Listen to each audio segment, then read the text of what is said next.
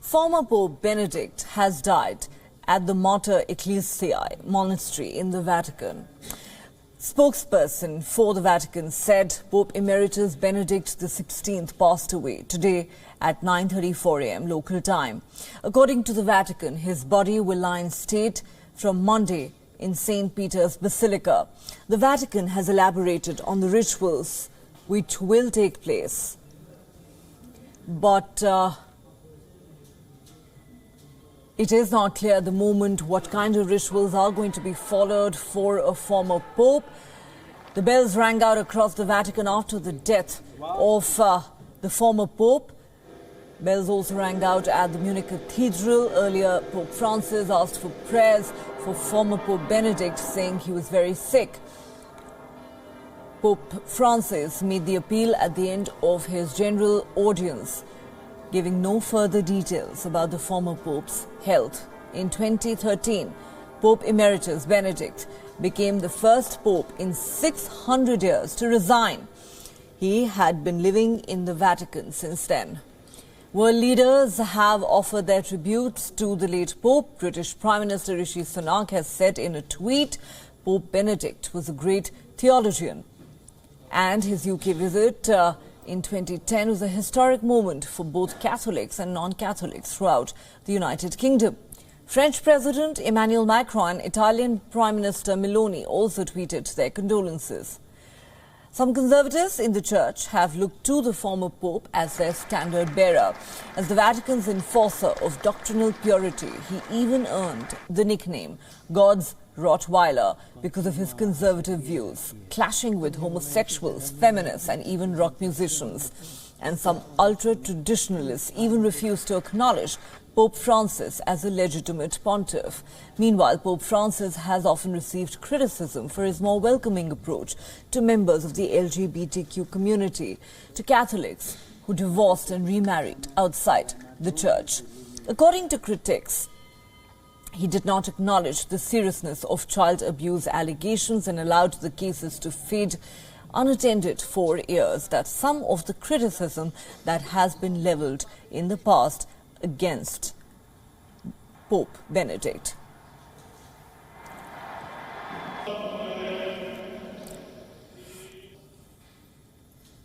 For more on this, we are now joined by Archbishop Thomas de Souza. He is a member of the Commission for Education of the Catholic Bishops' Conference of India. Archbishop, thank you so much for speaking to WION. Now, talking about Pope Benedict, he has a somewhat complex legacy. Of course, like his predecessor, he in fact went out of his way to reach out to the Jews. That is perhaps one of the defining moments of his legacy. Would you agree? How do you remember him today? Well, I would describe Pope, now the late Pope Benedict XVI, first of all, as a man of God, a man of prayer. He was a man of the people. He was a shepherd. And as a Pope, definitely shepherding the entire Catholic Church. And thirdly, he was a great scholar, one of the greatest theologians of the 20th century. And therefore, as a man of God, as a shepherd, and as a scholar, as a theologian, he led the church. The last day of this year was to be the last day in the life of Pope Benedict, and the Lord has taken him to himself, and we are excited by his death.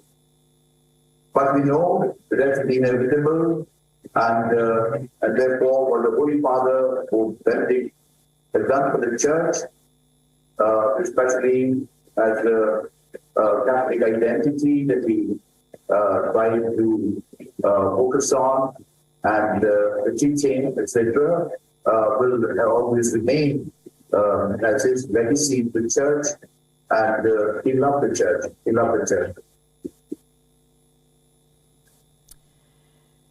All right. Also, let's talk about some of those issues that marked his papacy in the last few years. Now, he was the first pontiff who actually apologized for all the sex scandals that had emerged around the world, expressing deep remorse. He even met with some of the victims in person, and in 2010 he admitted that the church had not done enough to take necessary action on this entire issue. He also became the first pope who resigned in 600 years. How do you look back at those difficult years? Perhaps the reason for his resignation in 2013 was also his physical health. He was not very strong physically at that age, and perhaps he found it too heavy to carry out responsibilities.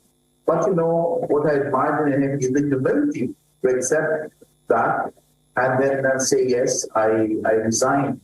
And he did so gracefully. And that's what I admire in him. True, there were many problems, challenges he had to face, the one we referred to, and I think he took steps to remedy those and to say sorry. In fact, in the Catholic Church, whenever something of that thing happens, we always say sorry. I mean, it requires humility to accept what's happening, etc. So it was not just something of a surface, but really coming from the depth of his heart, and he, for all the words happening around. But he did his very best to put things in order, and therefore, with his clear mind and clear direction, the church certainly made progress in that area. All right, Archbishop, thank you so much for speaking to WION and sharing with us your thoughts on the life and times of the late Pope Benedict, who passed away earlier today. Thank you very much. Thank you. Thank you. Thank you.